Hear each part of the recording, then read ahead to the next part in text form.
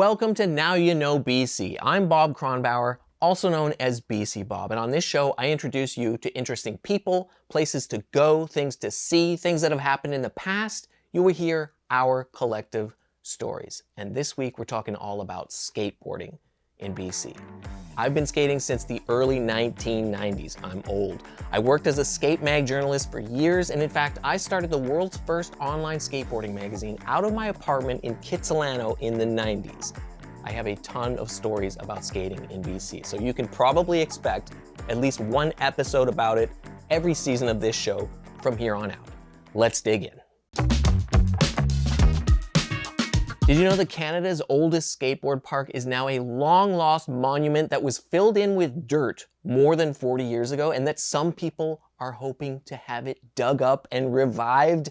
It's true. This story just found me one day in the grocery store. A guy came up to me in the lineup and he said, "Hey, you're the Did You Know guy?" And I said, "Yep." And then he told me all about a project he's taken on where he and some other people are hoping to literally unearth this thing.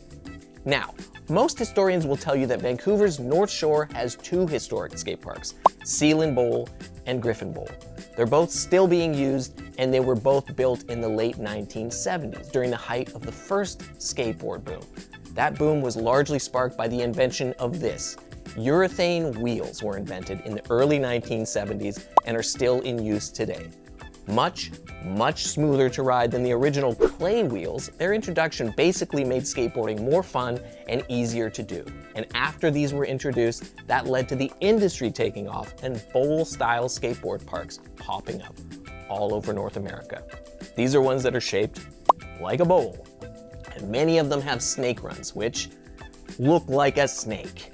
The one that's buried was called Inglewood Skatepark and was commonly known as the West Van Bowl because it was and still is located in the city of West Vancouver. Well, technically under the city of West Vancouver, and it was opened in 1977 at the height of the skateboarding boom. Like many other skateboard parks that have opened up over the last 50 years or so, it did not come without controversy. A group of homeowners delayed the project by raising a stink and saying that they hadn't been properly consulted for the plans to build the thing. The homeowners said that it would attract vandals and crime, which is what has been said by homeowners near every single skateboard park ever constructed.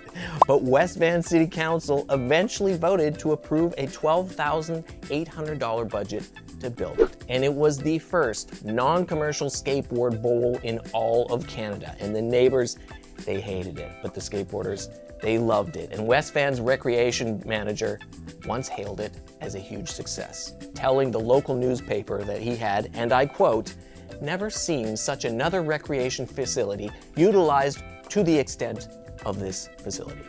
But skateboarding's popularity died off in a few short years, and instead of skateboarders rolling around the park in the early 80s, it mostly became a place where teenagers went to party and vandalize. So the city decided to fill it in with gravel, but with one caveat buried in the meeting minutes of the Parks and Rec Advisory Commission. It said that in the event that interest in skateboarding is revived at some time in the future, it would be relatively simple to remove the fill. The guy who stopped me in the grocery store is an artist and an educator, and in 2012 he teamed up with a group of skateboarders and an archaeologist to dig into the history, and he had an art exhibit in West Vancouver exploring what he called this subterranean artifact. His project was an investigation of subcultural identity and exploration of local history and heritage and debate around public and private spaces. That is to say, in terms that people like me understand, he wanted to dig this thing up. And he still does. And that's why he stopped me in the grocery store. And that's why he stops me every time he sees me in my neighborhood, actually. And I think he's onto something. Skateboarding is hugely popular again, and it's sustained that popularity for a couple of decades. It doesn't appear to be passing like a fad it was in the 70s. And there are actually still a few skate parks just like this buried one that are still in use today. Griffin Bowl and Sealand Bowl that I mentioned earlier, China Creek in East Van, which still has some of its original bowls, along with an upgrade. It's been a few years since Bruce presented his project, but he still has an eye on excavating this thing and bringing it back to life. And he's not alone. Now you know.